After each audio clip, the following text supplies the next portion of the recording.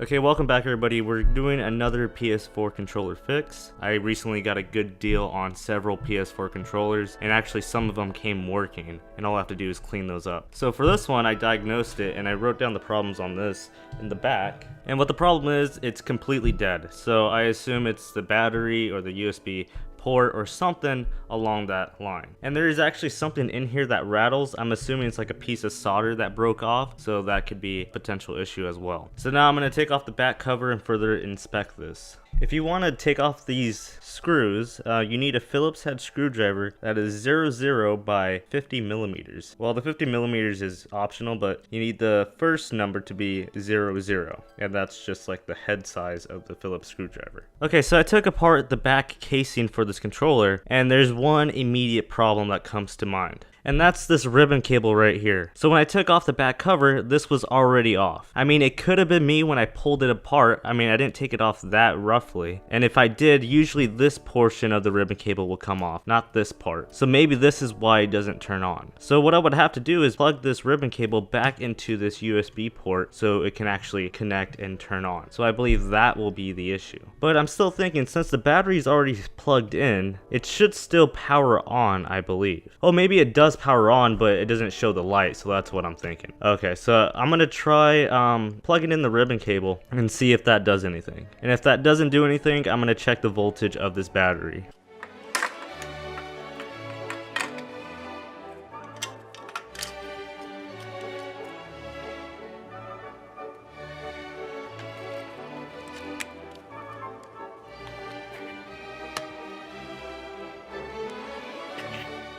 Sorry for the change of the environment, I just had to move my stuff somewhere else. But it looks like I was able to fix this controller so far by just connecting that cable, and it's now able to power on and connect to my PS4. So the next thing I'm going to do is just test it all around, just play a few games, see that all the other buttons work, and I'll update you guys on that. So it looks like there's more than just that ribbon cable as an issue. So I was playing with this controller, and what I noticed that whenever I unplug the USB cable, it will immediately say the battery is low. So basically what's happening is that the battery can't hold its charge. So my immediate thought is that the battery is just bad, which is not an issue because they're fairly cheap. I'm going to test the voltage of the battery and see if that's the issue. And we'll start troubleshooting from there, probably include a better battery or a working battery in this controller and see if that solves the issue.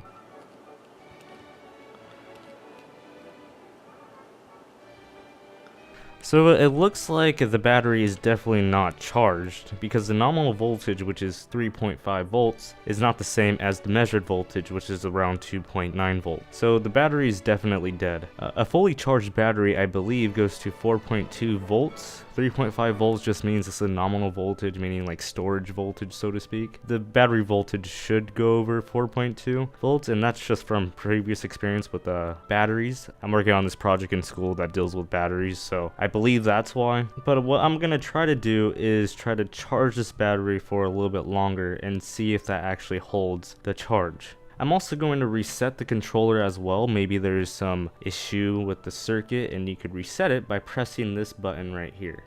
So this right here on the back of your controller, if you look on the back, there's two circles, or one for the screw and one's a reset button. So the reset button is right here, so you usually have a pin or some sort of thin tool that you could press down, which pushes down this button right here, and this will reset the controller. So I'm going to try that as well as charge the battery and see what we get.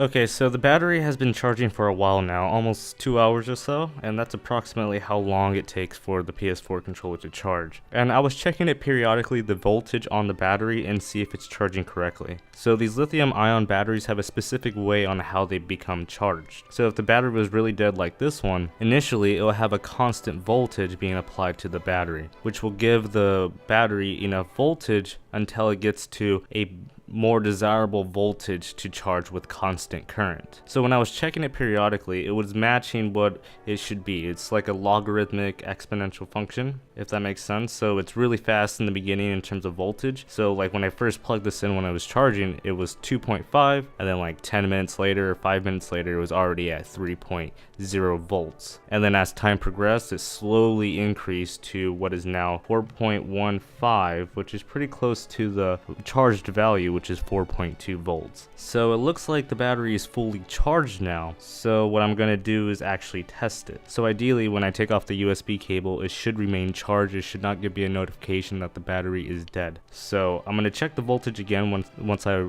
get rid of the USB and see if it does remain at 4.15. Okay, so it dropped around 0.03 volts, and this is not a really good multimeter, to be honest. So it might be at 4.2 if I had a better device to measure it on, but I think it's pretty much good for what it is. So maybe the issue for this battery was that it was just left on and not charged for a very long time, and then suddenly when you try to use it, it was not able to keep that charge because it was so dead. Let's see if it works now. So it looks like the battery is charged, and it looks like the controller is working so far. I'm gonna see if it holds its charge, because prior to testing it now, the controller would immediately say the battery is dead and will turn off. So it's holding longer than expected as of now. So I'm just gonna mess with this controller and see if there's any issues with this controller, such as the buttons or any kind of sensitivity issues. And if it does seem to work, the last thing I'll do to this controller is just clean it up, all the buttons and so forth, so it is not as grimy as it is right now. So I've been playing with this controller for about like 15-30 minutes, and it looks like it's been holding its charge so far. It didn't say it died or battery's low. So now I'm just gonna check the voltage. So the last time we checked, it was 4.15, and then after we unplugged the USB, it was 4.12. So let's see how much it dropped from then.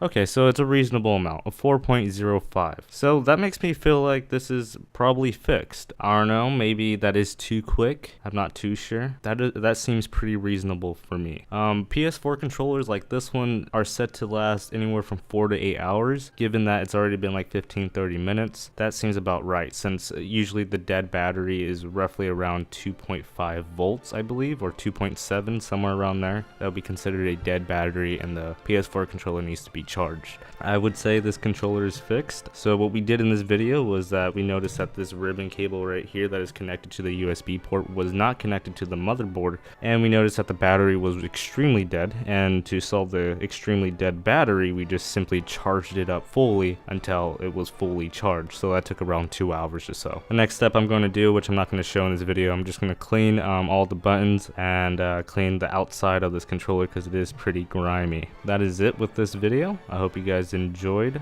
With that being said, I'll see you in the next video.